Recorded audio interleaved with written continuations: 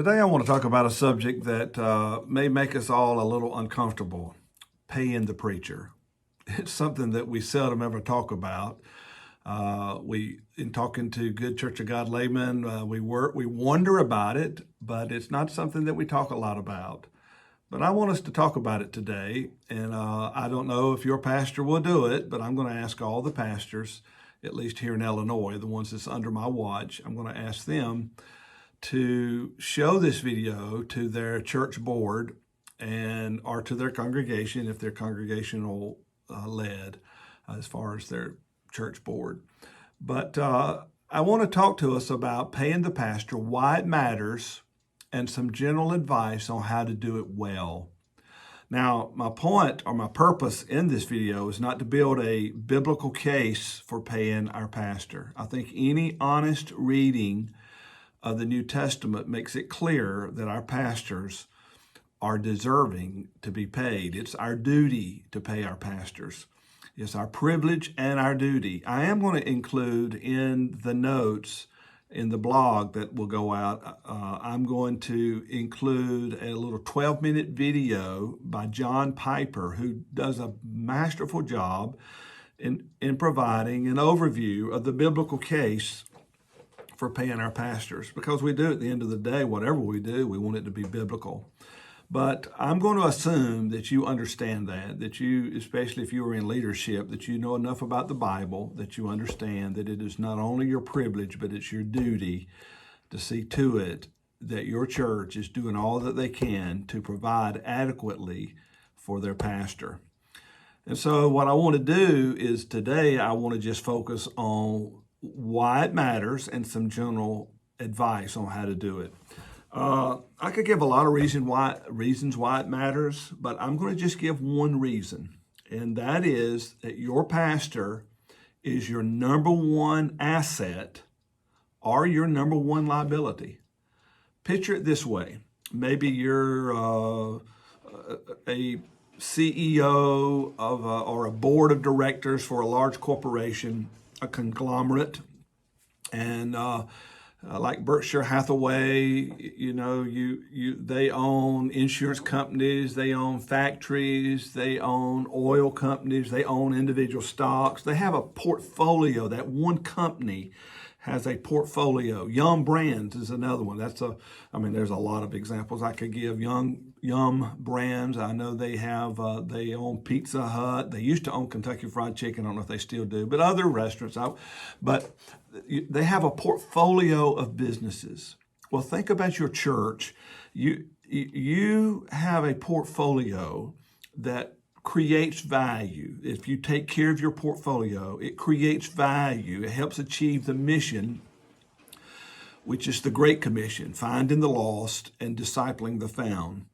And so your portfolio can be summed up at least in four ways. First of all, your buildings and property. That's a part of your portfolio. You don't have to have a building. You don't have to have property.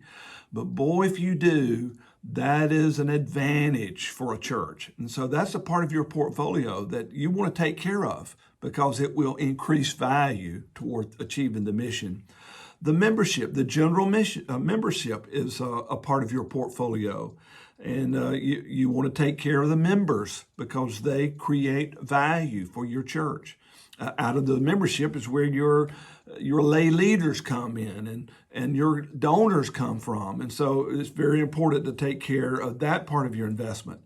And then your lay leaders is another part of your portfolio. You really want to take, if I'm talking to a board member here, you are one of those lay leaders. Your Sunday school teachers or your Christian education teachers, youth workers, senior adult workers, anybody that is in some accountable position of leadership, that's an important part of the portfolio of a church that you want to make sure that there's a plan to protect the investment.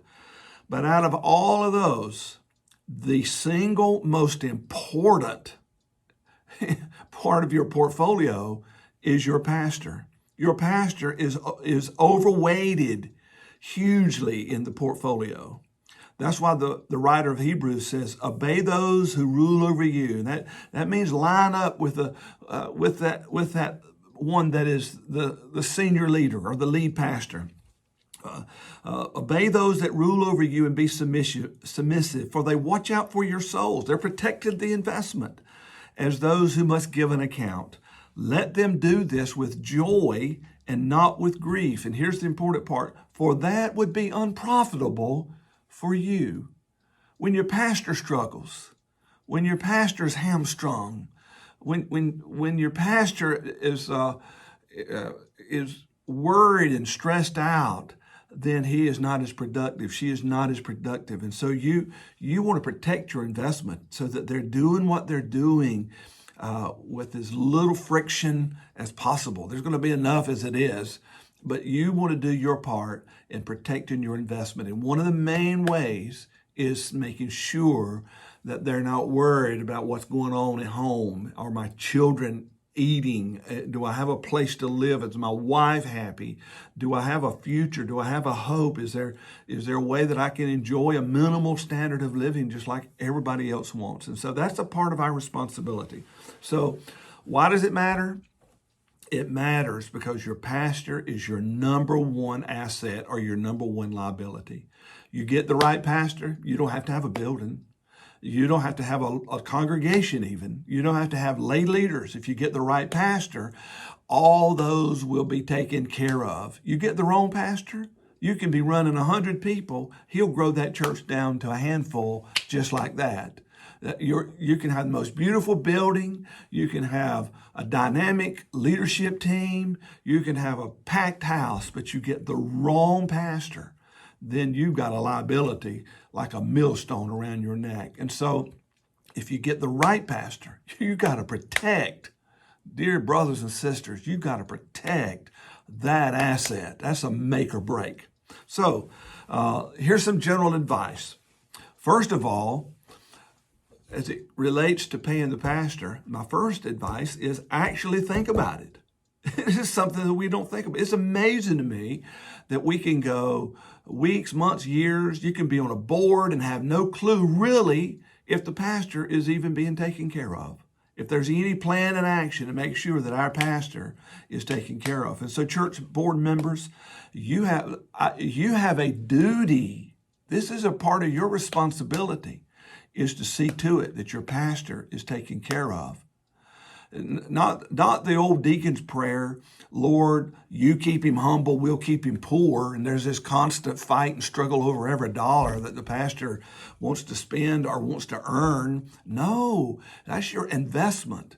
And so we want to make sure that our investment is taken care of. It's your duty to find a way to make sure your pastor is taken care of. If you're a private member, because this is going to go out publicly, if you're a private member who has a vested interest in your church, you need to make sure that somebody is thinking about it.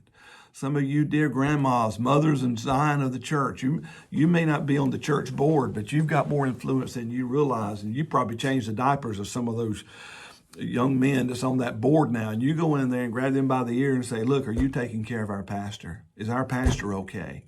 And you keep an eye. You can tell if that pastor's wife, if she's struggling, if those kids if there's trouble at home, and a lot of times it has to do with financial issues and pressures, and a pastor's just weary and tired, working 2, 3 jobs. You keep an eye. You make sure that somebody is thinking about it. So the first thing is just think about it. Be intentional. Why would we want to not think about it and find out that our pastor is struggling? If you have termites in your building, you're going to think about it. You're going to do something about it. You're going to get involved. And so in the same way, let's take care of our investment. The second thing that I would encourage you to do is familiarize yourself with the minimal salary package that the Church of God asked their churches to do. The General Assembly of the Church of God, in our minutes, and here is a copy of the 2022 minutes, and I've got a link in the notes. You can order yourself a copy of this. Remember, the Church of God minutes is your friend. The Bible will keep you out of hell. The Church of God minutes will keep you out of jail. They're both important.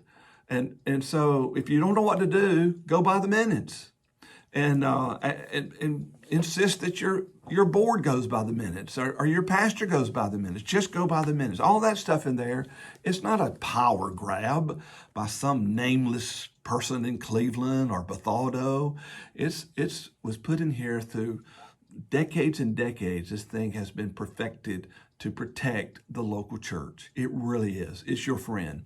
And so familiarize yourself. Pages 178 through 181, and it talks about the minimal salary.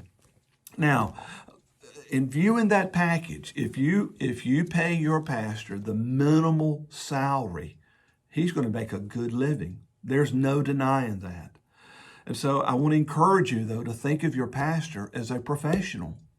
Don't think about, and you may make more than your pastor, but in many cases you won't, and that's okay. Think of your pastor the same way you think of your doctor or an airline pilot or a college professor, someone that has responsibility over the life and direction of people's life and health and their safety. Your pastor is one that's going to give an account for your soul.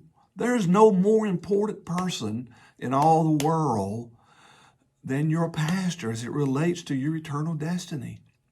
So you want to pay him well as a true professional. You know, a lot of churches want a T-bone steak sermon and all the trimmings during the week, but they don't want to pay but McDonald's wages. It doesn't work that way. You do get what you pay for.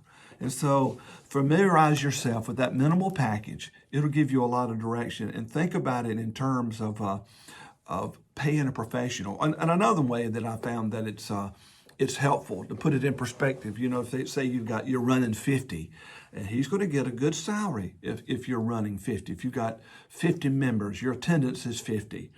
And so, but think about it. What would a manager in the company that you work for, or a company over in St. Louis or whatever, what would a manager that had 50 employees that he was supervising? What would a school principal that had 50 teachers that she was supervising, what would they get paid? They'd get paid well. Well, remember the job description of your pastor. The ultimate job description given in Ephesians 4 is that God has given us these people, including pastors and teachers, for the equipping of the saints for the work of the ministry. Okay. Actually, he's not working for you. You're working for him. He's your manager, representing Jesus, to equip you to find the lost and disciple the found. That's his job description, is to help you fulfill the Great Commission. And so think of him as a manager. I found that to be helpful in trying to wow, is this in proportion? Is this a good package? And if you look at it in those terms, he'll get paid well, but he'll deserve it.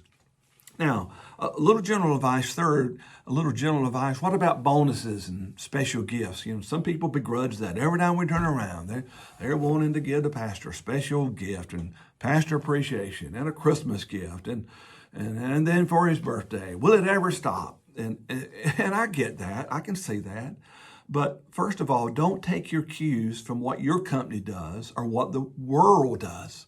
And I know, your company probably doesn't do anything for you for your birthday. They don't have, if your name is John Henry, they don't have John Henry Appreciation Day, do they? They probably don't. If they were a good company, they would. But don't take your cues from the world. The church should be providing the cues on how to treat employees. And so treat your pastor as if he was Jesus Christ. And then treat your pastor this way. If you were devoting your life to a company, to a group of people, how would you want to be treated? How would you like for your company to treat you? It would be nice to get a Christmas bonus, to get a bonus for your birthday, or have a special appreciation day, anything like that. And so think of it this way. Special gifts above and beyond the regular salary is where the character of the church and the church leaders really shows. Doing your duty is like kissing your sister. You know, you go in Thanksgiving, Christmas, and you hug your family and, you know, kiss each other on the cheek. And that's good. You love your sister, but that's just duty. You're just being family. But when you go beyond that, that's where you're showing true love and honor and respect. And so acknowledging a job well done, acknowledging tenure or other achievements and milestone, just think of it this way. That's soul food for your pastor. That demonstrates to him that you know, that you appreciate and that you honor him. And it also demonstrates to the people what to value. When you do those things, you're adding majesty to the position of your pastor. If you treat your pastor like an old shoe, don't be surprised if the people won't listen to him. Don't be surprised if they just kick him around, have no respect for the ministry, have no respect for God. But when you begin to add majesty, you're honoring the position first and foremost. And when you add majesty to that position of pastor, it shows the people, oh, in this church, this is what we value. And then also, there will come a day when you'll need a new pastor. I tell you, you'll have it a lot easier getting a good quality pastor when you have that kind of reputation. So, church member, church board member, you be the one who remembers and does something about pastor appreciation, birthdays, anniversaries, and other milestones. You know what I've found, both as a pastor and now as an overseer or our administrative bishop, it's not that people wish the pastor harm.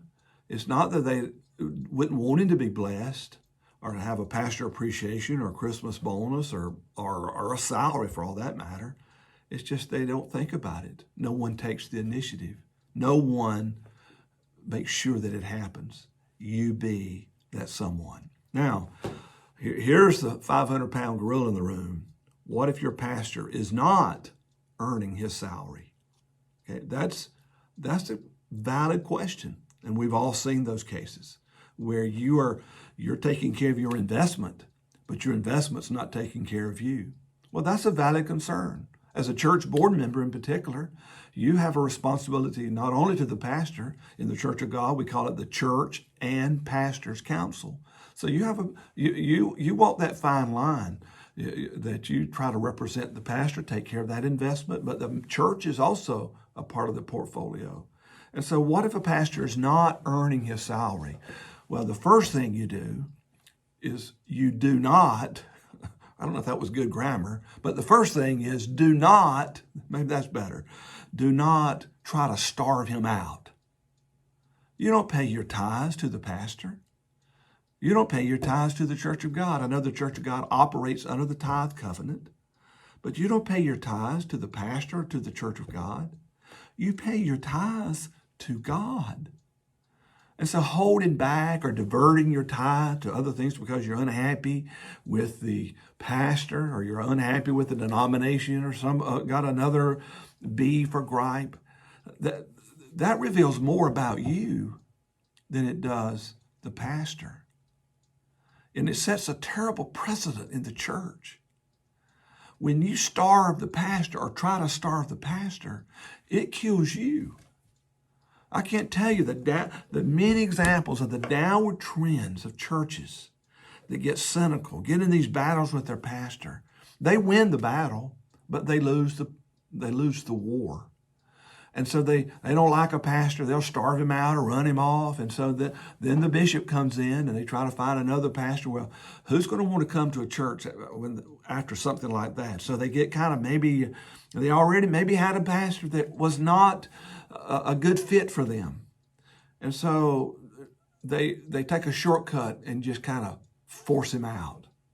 Well, then the next pastor is probably going to not be much better because a good pastor is not going to go to a church and have to start off with a fight.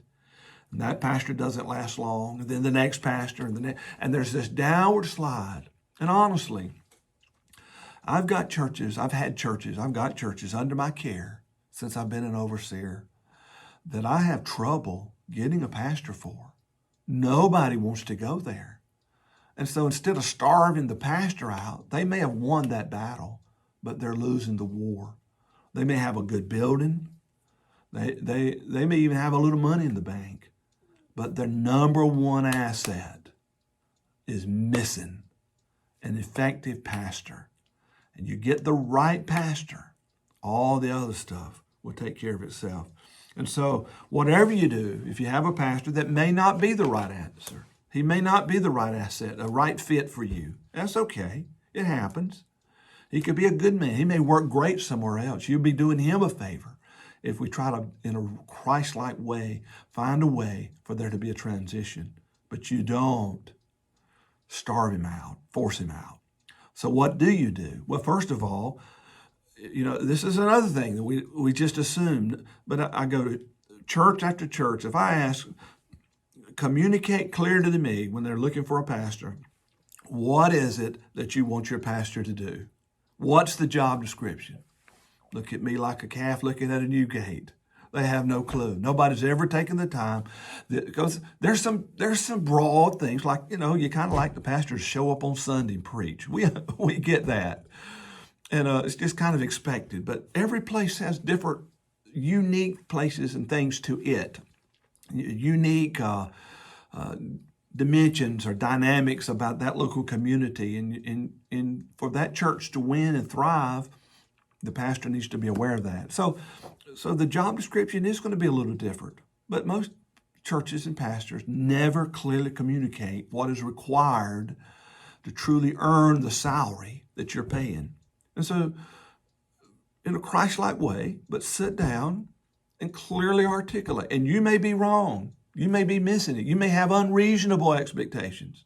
But getting them on the table, then you can begin to adjust your expectations. And pastors can have unreasonable expectations as well.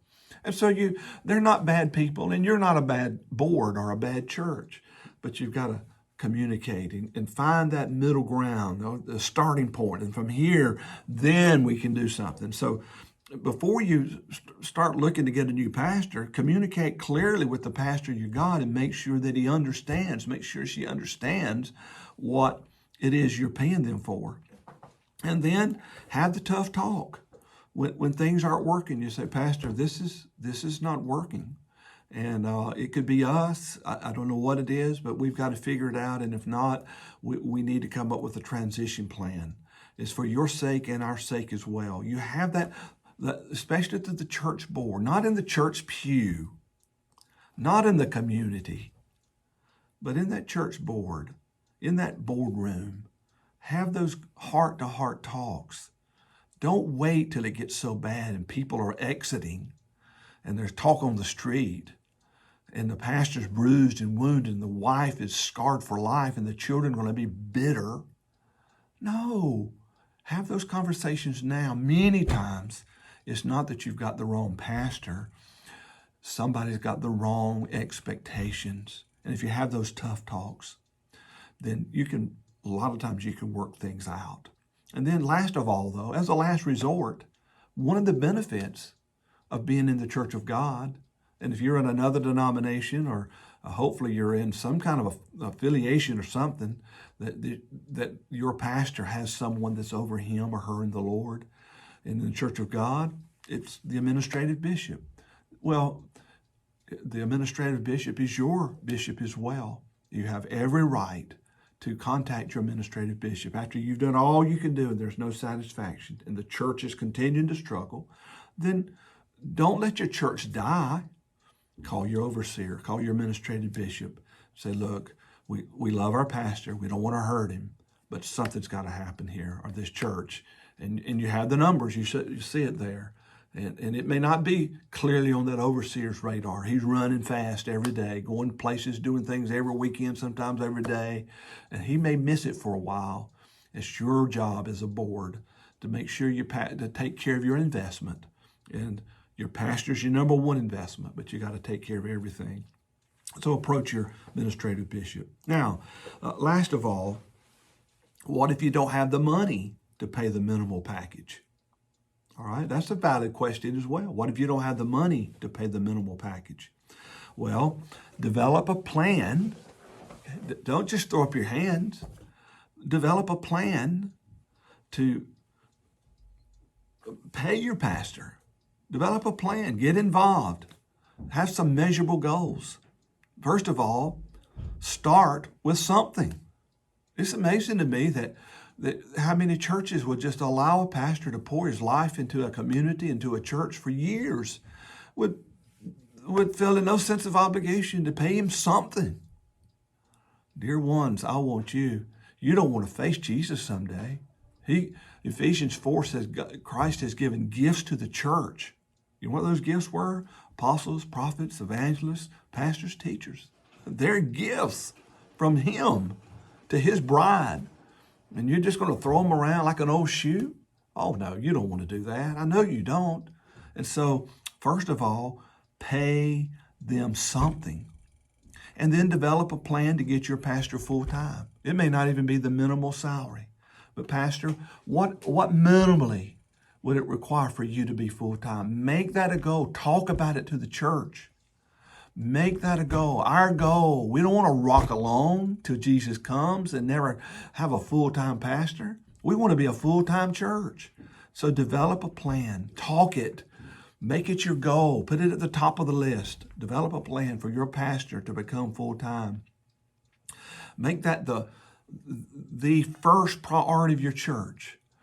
I see churches that have a pastor that's starving to death, is working 2 or 3 jobs, and they'll raise thousands of dollars to get seats in the church, or redecorate the stage, or buy a church van, I'm thinking, you're not taking care of your number one investment before you do any of that other stuff.